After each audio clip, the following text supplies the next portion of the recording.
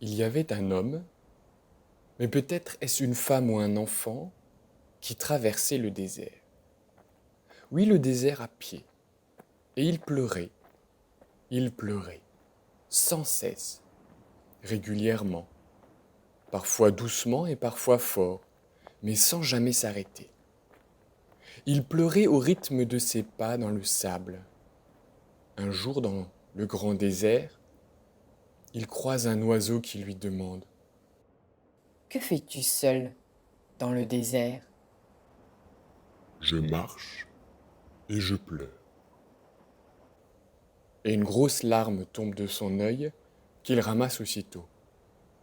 Mais pourquoi pleures-tu? Lui demande l'oiseau, Regarde, mes larmes deviennent des perles. dit-il, en saisissant la larme lisse et brillante.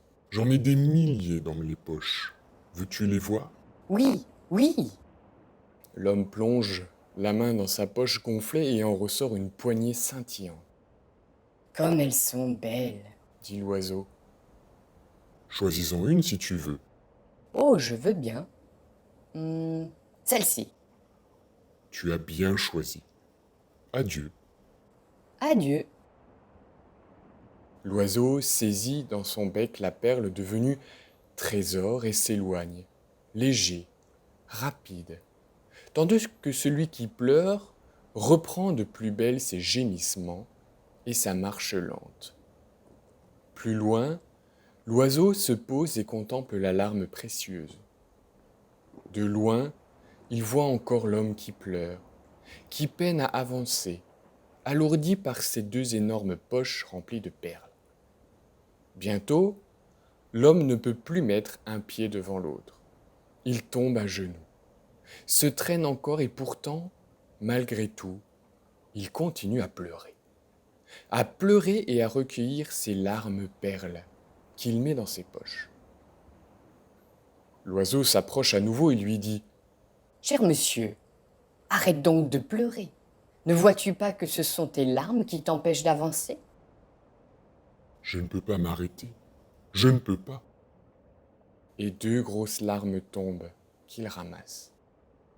Pourtant je suis épuisé, mais j'ai trop pris l'habitude. Je ne peux pas m'arrêter. Non. Soudain, l'oiseau, d'un coup de bec vif et acéré, fait une petite entaille dans la poche de l'homme qui pleure. Puis dans l'autre poche, crac, une autre entaille. Il aide l'homme à se relever, à marcher à nouveau debout. De son chant et de ses ailes, il l'encourage. Alors, des poches trouées, une perle tombe, puis une autre. Deux filets de perles sur le sable brûlant dessinent un chemin au fur et à mesure qu'il avance. L'homme est de plus en plus léger. Au fur et à mesure que ses poches se vident, traçant une route lumineuse, la source de ses larmes s'apaise et se tarit. Et quand ses poches sont enfin vides, alors ses yeux sont enfin secs, son cœur à nouveau au bonheur et son pied si léger qu'il s'envole, tel un oiseau.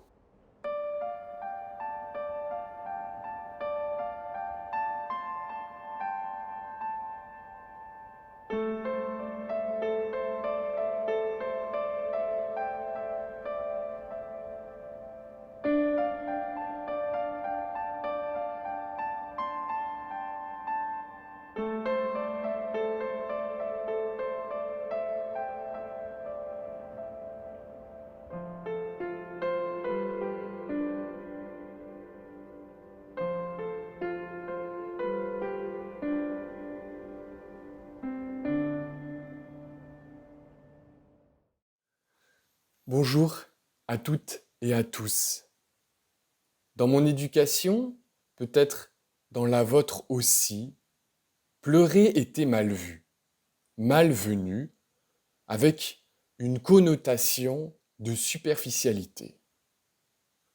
Pleurer, c'est un signe de faiblesse, de fragilité, comme s'il était anormal de se laisser bercer par ses émotions au point où ses yeux brillent et laissent couler quelques larmes. Victor Hugo a pu écrire dans l'un de ses poèmes « Les larmes sont un don. Souvent les pleurs après l'erreur et l'abandon raniment nos forces brisées. » Et si les larmes étaient comme des perles précieuses, une richesse pesante certes, parce que remuante, mais qui allège les cœurs, délivre corps et esprit, lorsqu'elles sont vécues en toute bonne foi avec un proche, avec Dieu. Que le Seigneur se fasse proche de chacun et de chacune, de vous pour ce temps qui s'ouvre maintenant à vous. Si vous entendez la voix de Dieu, que votre cœur ne se ferme pas. Si vous sentez sa présence chaleureuse et rassurante, que votre cœur ne lutte pas à corps perdu contre les émotions qui vous envahissent.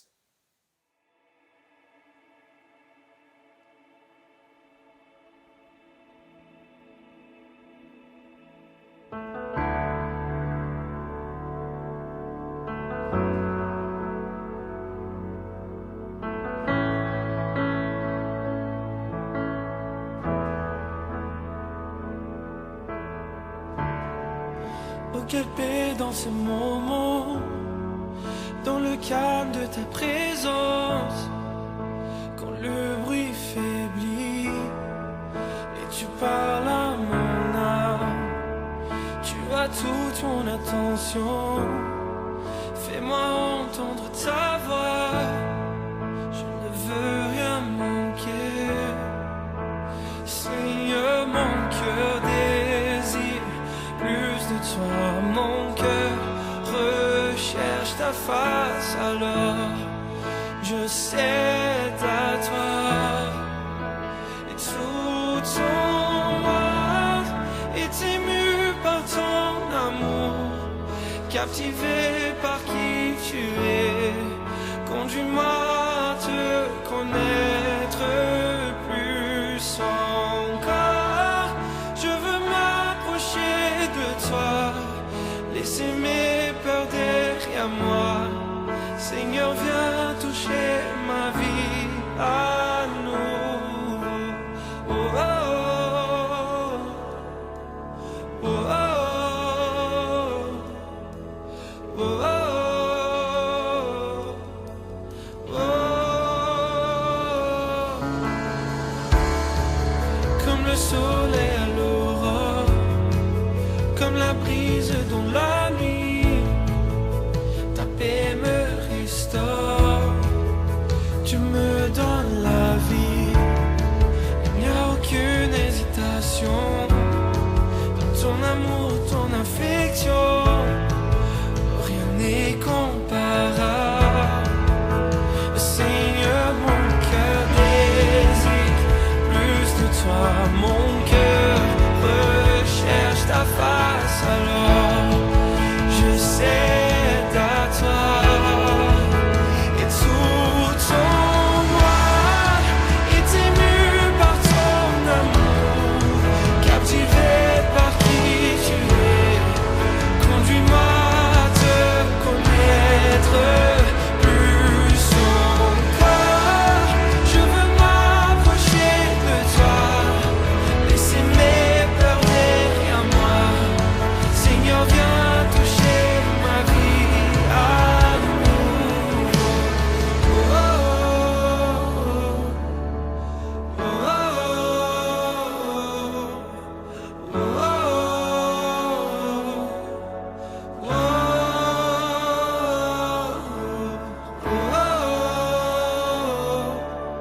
oh, oh, à toi j'ouvre mon cœur, Seigneur. À toi j'ouvre mon cœur à jamais. Donc fais ce que toi seul sais faire. Jésus, viens régner dans ma vie.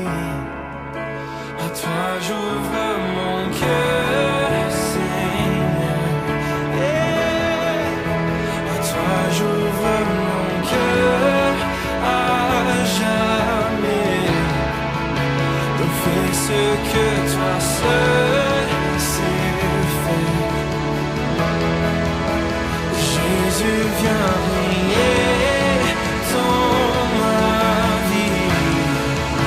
À toi j'ouvre mon cœur, Seigneur.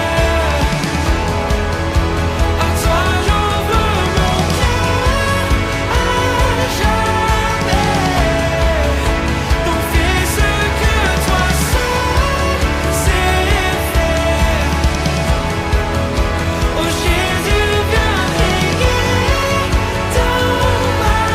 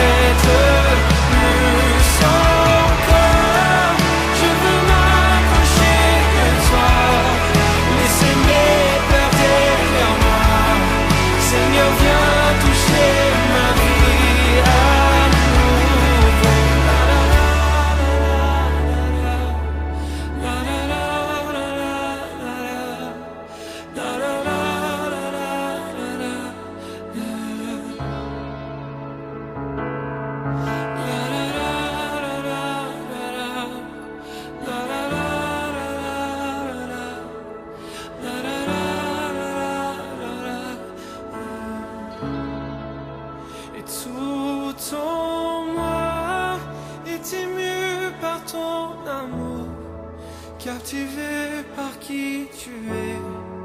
Conduis-moi à te connaître plus encore. Je veux m'approcher de toi, laisser mes peurs derrière moi. Seigneur, viens toucher ma vie à nouveau.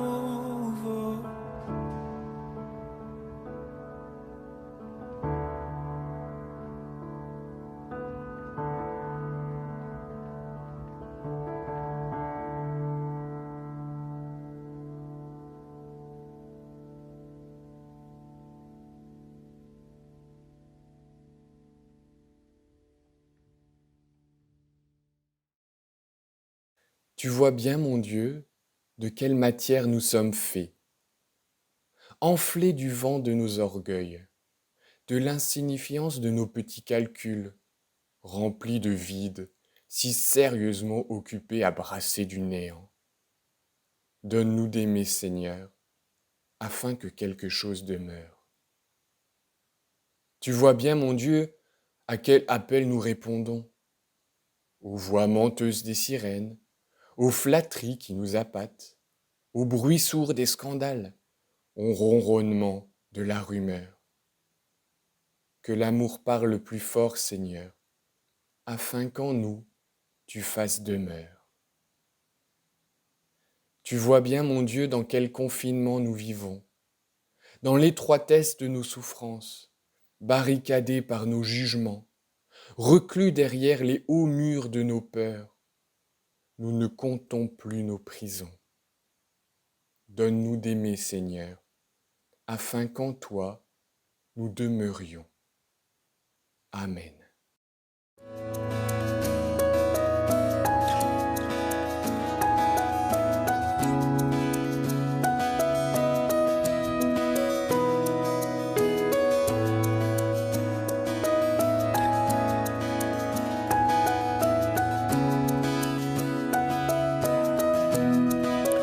Comment expliquer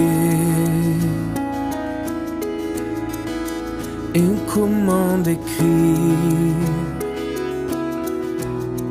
un amour si grand, si puissant que rien ne peut le contenir? Tu sais mes espoirs, Seigneur, tu sais mes craintes. Et mes mots sont bien trop petits pour dire tout l'amour que j'ai pour toi. Alors entends mon cœur, mon esprit qui te loue. Entends le chant d'amour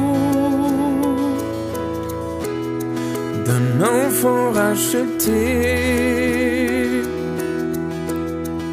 Je prendrai mes faibles mots pour te dire quel Dieu merveilleux tu es. Mais je ne pourrai pas te dire combien je t'aime. Alors entends mon cœur. Si tout comme la pluie, les mots pouvaient couler, et si j'avais l'éternité, je ne pourrais pas l'exprimer. Mais dans les battements de mon cœur, tu entendras toujours. Merci pour la vie, pour la vérité et pour le chemin. Alors entends nos cœurs, nos esprits qui te louent. Entends le chant d'amour de tout est racheté. Nous prendrons nos faibles mots pour te dire quel Dieu merveilleux tu es. Mais nous ne pourrons pas te dire tout notre amour. Alors entends nos cœurs.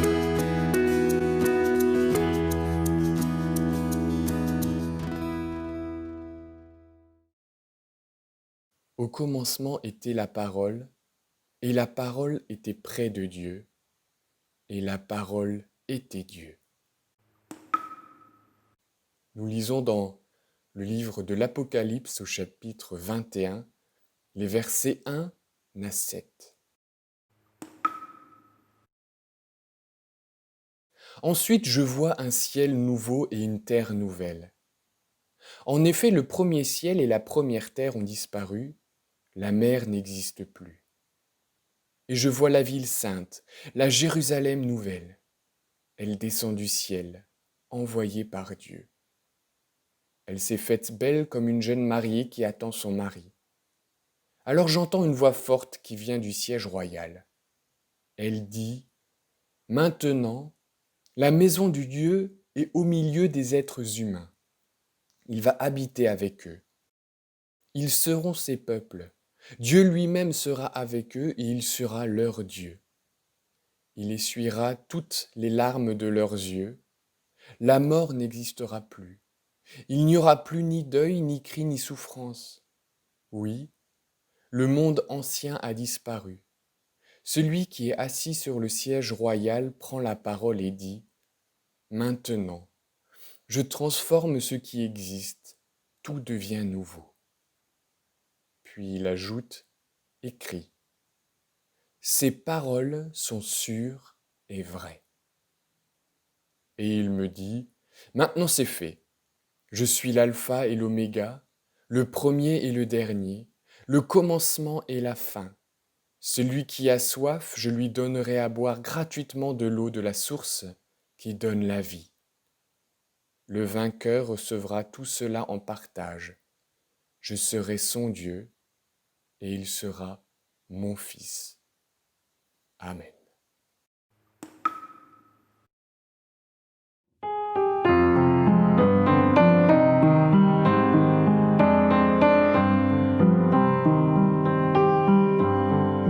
Magnifique est le Seigneur, tout mon cœur pour chanter Dieu.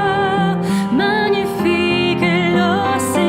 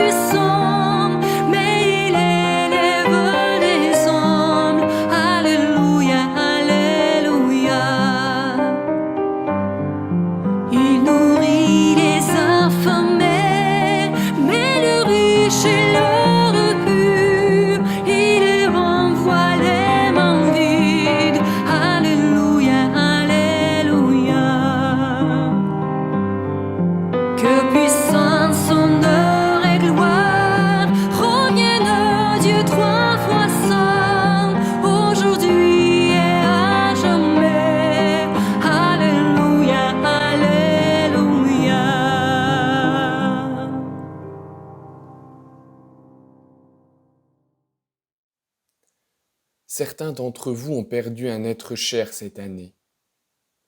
Les larmes à l'évocation de leur nom arrivent facilement. Larmes d'un déchirement qu'on n'a pas pu éviter, larmes de colère à cause de cette épidémie qui a empêché pour un temps d'offrir une célébration digne à l'être aimé. Protestation silencieuse par rapport à une mort injuste, larmes qui expriment la perte de quelqu'un qu'on pensait pouvoir garder auprès de soi pour toujours. Je me dis, enfin, enfin quelque chose s'échappe de notre corps habitué à bien se tenir, surtout en public. Cela ne se fait pas de dévoiler par notre corps ce que nous pensons et ressentons au-dedans de nous. Pourtant, dans la situation du deuil, les mots ne viennent plus. Ils sont remplacés par des larmes. Les larmes sont la voix de la sincérité. Là où les paroles sont parfois convenues, ternues, retenues, les larmes sont authentiques, abondantes, et laissent des traces humides de notre malheur intérieur. Les larmes sont le signe que quelque chose bouge en nous. Quelque chose est remué. Quelque chose est changé. Dans la Bible, plus précisément dans le Nouveau Testament, il est intéressant de remarquer que l'on pleure, et surtout, que l'on pleure pour ensuite faire l'expérience d'une délivrance. Jésus pleure son ami Lazare. Peu de temps après, il est libéré de ses liens. Marie pleure et essuie avec ses larmes et ses cheveux les pieds de Jésus. Quelques lignes plus tard dans le texte, Jésus lui affirme qu'elle est libérée de ses péchés et sauvée. Dans l'épisode de la résurrection, les larmes de Marie-Madeleine ne lui permettent pas tout de suite de reconnaître Jésus. Il y a comme un voile de larmes qui l'empêche encore de voir la réalité. Jésus ressuscité. Pourtant, derrière la buée des larmes se trouve la réalité de la délivrance, de la liberté, de la résurrection. La foi, la confiance en Dieu, c'est ne plus être seul avec sa peine, mais entendre une autre voix, celle de Jésus. Il ne laisse même pas le temps aux larmes de sécher. Il en tire la vie nouvelle. Les larmes, c'est un peu l'eau du baptême. Une eau qui nous rappelle notre vie humaine limitée, mais d'où peut jaillir la vie nouvelle du croyant. Une eau qui submerge et engloutit nos illusions, tout en devenant promesse de vie. Encore faut-il accepter de ne plus contrôler dans sa vie et de laisser venir la promesse vers nous. Encore faut-il détecter ce moment où derrière la peine et la tristesse, derrière les larmes, se dessine la nouveauté. Ce moment où, encore recroquevillé sur ma peine, je suis prêt à entendre la nouveauté. Nous l'avons entendu. Il essuiera toutes les larmes de leurs yeux. La mort n'existera plus. Il n'y aura plus ni deuil, ni cri, ni souffrance. Oui, le monde ancien a disparu. Celui qui est assis sur le siège royal prend la parole et dit « Maintenant, je transforme ce qui existe. Tout devient nouveau. » Dans le texte de l'Apocalypse, il y a plus que de belles paroles. Dieu entre en contact physique avec nous. C'est un geste de tendresse de Dieu. Il essuie lui-même les larmes pour que nous puissions entrevoir le monde nouveau en train de naître. La foi est de l'ordre du témoignage, de la mission, du geste, de l'œuvre. Ce n'est pas par l'œuvre que nous sommes libérés, mais la libération qui est une dynamique appelle des actes. Quand on est dans la peine, on ne peut pas s'en sortir avec de bonnes paroles, fussent-elles prononcées par Jésus lui-même. La consolation passe par une œuvre à accomplir, un témoignage à donner, une mission à remplir. Si je suis triste, donne-moi quelqu'un à consoler, a pu dire Mère Teresa. Dans les passages des évangiles évoqués tout à l'heure, on se rend bien compte qu'on ne peut pas croire en la bonne nouvelle de la résurrection si on n'en devient pas immédiatement le témoin actif et l'ambassadeur pour les autres. Nous ne pouvons pas en faire l'expérience dans la communauté si nous ne développons pas en Église le service du prochain. Que le Seigneur se fasse alors proche de nous et nous aide à être à notre tour proche de celles et de ceux qu'il place sur notre route pour réconforter, soutenir, encourager, aimer. Amen.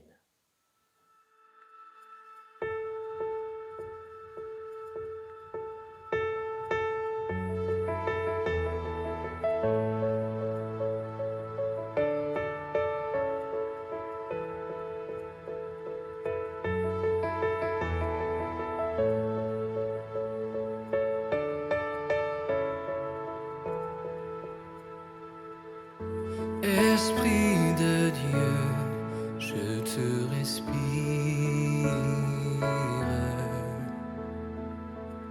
Ta présence vient remplir ma vie. Tu m'éblouis tel l'aurore, ta grâce et ton amour rayonnent. Près de toi, rien d'autre ne m'importe. Oh, tu me recouvres de tendresse, tes vagues d'amour déferlent sans cesse.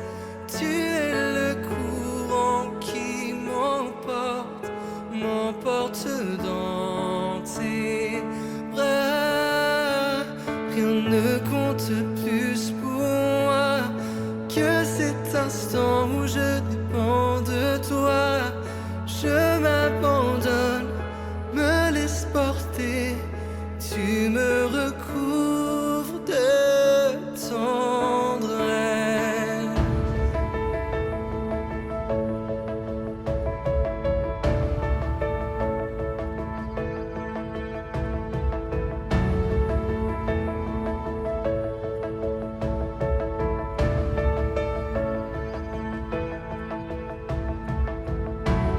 Esprit de Dieu, tu me tiens contre toi. Ouvre mes yeux et que mon cœur te voie. Tu m'éblouis tel l'aurore, ta grâce et ton amour rayonnent. Et près de toi, rien d'autre ne m'importe. Oh, tu me recouvres de tendresse, tes vagues d'amour déferlent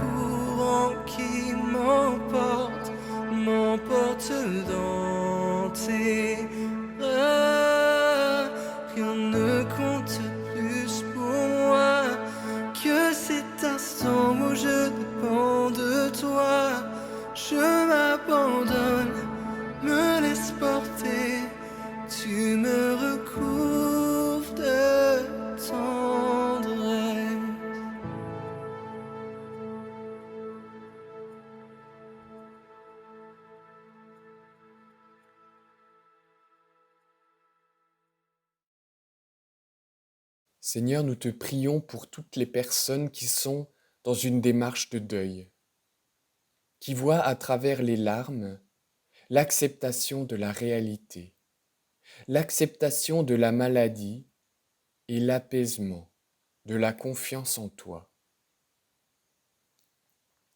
Nous te prions pour celles et ceux qui voient à travers les larmes la guérison, qui sont reconnaissants pour l'aide apportée, qu'ils croient désormais qu'ils peuvent vivre sans leur addiction. Nous te prions pour toutes les personnes qui voient à travers les larmes un chemin de foi, qui écoutent ton appel, qui repèrent les signes venus de toi.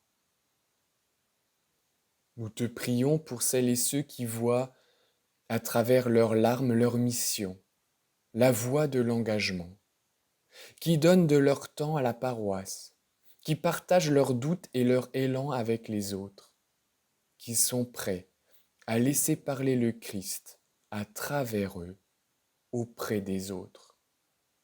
Amen.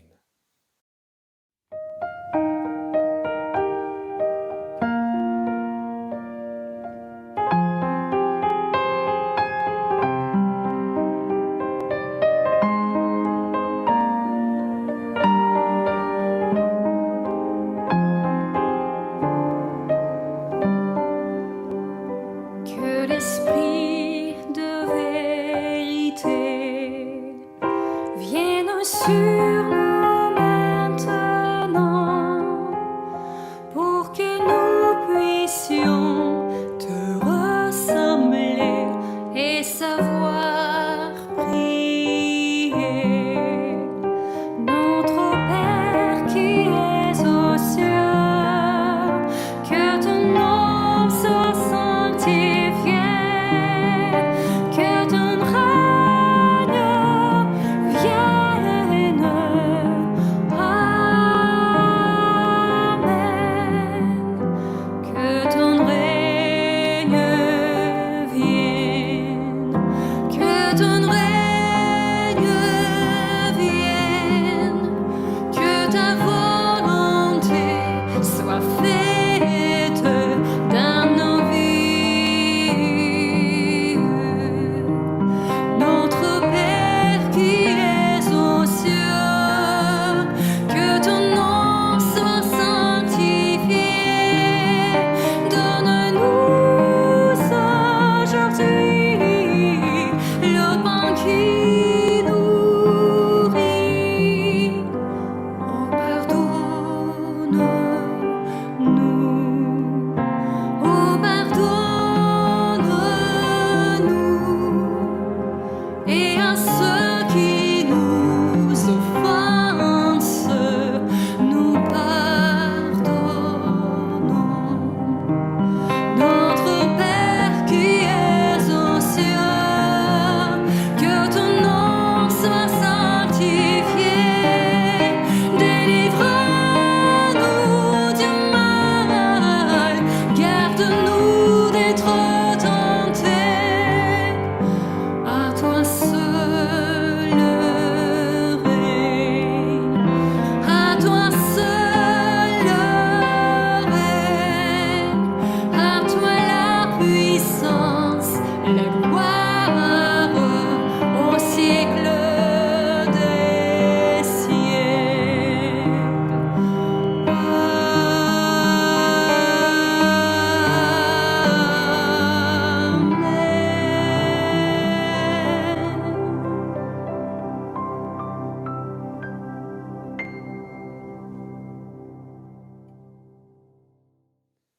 Ce que votre œil a vu, ce que votre oreille a entendu, ce que votre voix a chanté, ce que votre cœur a prié, ne le gardez pas pour vous, mais allez dire à tous les humains que Dieu est un Dieu qui se laisse trouver.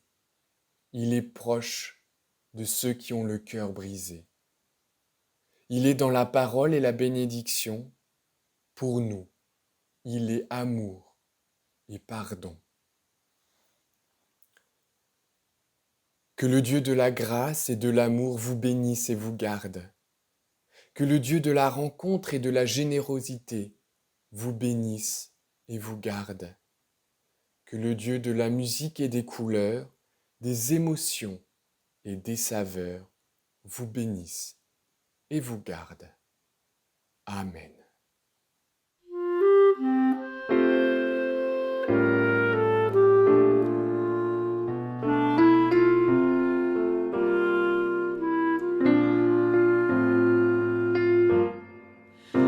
Que l'Éternel te bénisse et te protège. Que l'Éternel te regarde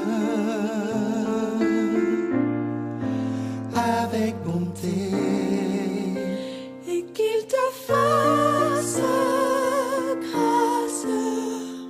et qu'il te fasse grâce.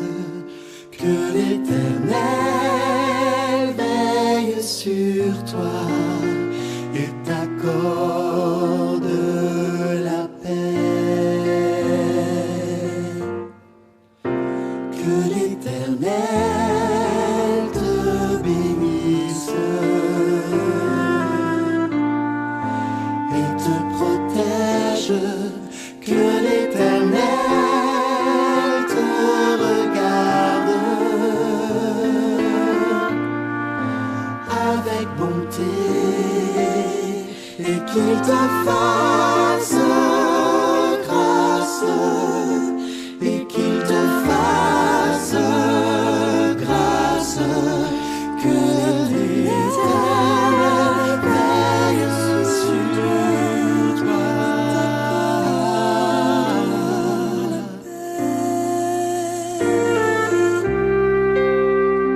et qu'il te fasse grâce et qu'il te fasse grâce.